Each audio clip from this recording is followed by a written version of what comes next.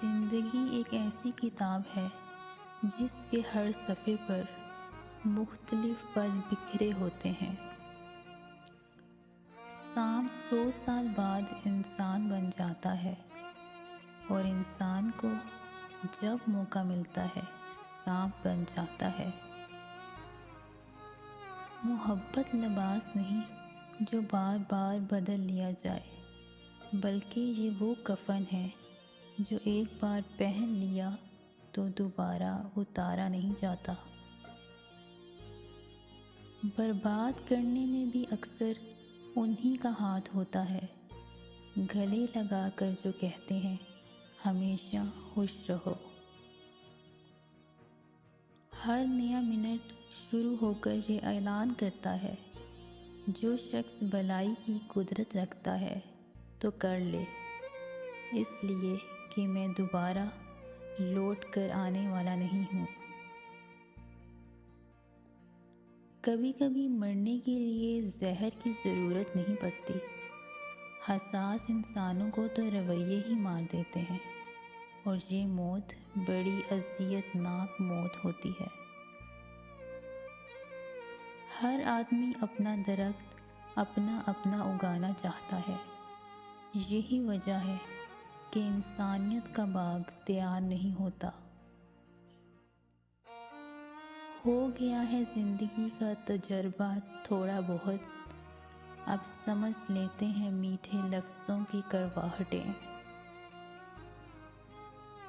جو انسان پہلے سے ٹوٹا ہوا ہو، پھر اسے اس بات سے کوئی فرق نہیں پڑتا کہ سامنے والا اسے مزید کتنا توڑے گا۔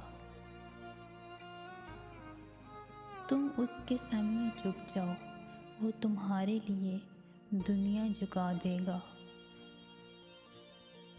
تم اپنا مستقبل تو نہیں بدل سکتے، لیکن تم اپنی عادات بدل سکتے ہو، اور تمہاری عادات تمہارا مستقبل بدلیں گی۔ اللہ تعالیٰ ہمیں کبھی ایسی مشکل میں نہیں ڈالتا جس سے ہم نکل نہ سکیں۔ ہمیشہ کوئی نہ کوئی راستہ ضرور ہوتا ہے۔ دعا کریں وہ راستہ آپ کو نظر آ جائے۔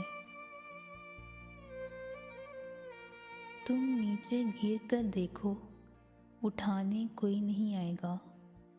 تم ذرا اٹھ کر دیکھو، گرانے سب آ جائیں گے۔ وقت کے ساتھ ساتھ بہت کچھ بدل جاتا ہے، لوگ بھی، رشتے بھی، احساس بھی، اور کبھی کبھی ہم خود بھی۔ جب الفاظ ختم ہو جائیں تب احساس بولتے ہیں، اور احساس کو سننا سب کے بس کی بات نہیں۔ خاموشیاں ہی بہتر ہیں، لفظوں سے لوگ روٹھ جاتے ہیں۔ کوشش کرو جس چیز کے لیے تم خود ترسے ہو، کوئی دوسرا آپ کی وجہ سے نہ ترسے، پھر چاہے وہ رشتے ہوں، خوشیاں ہوں یا سکون۔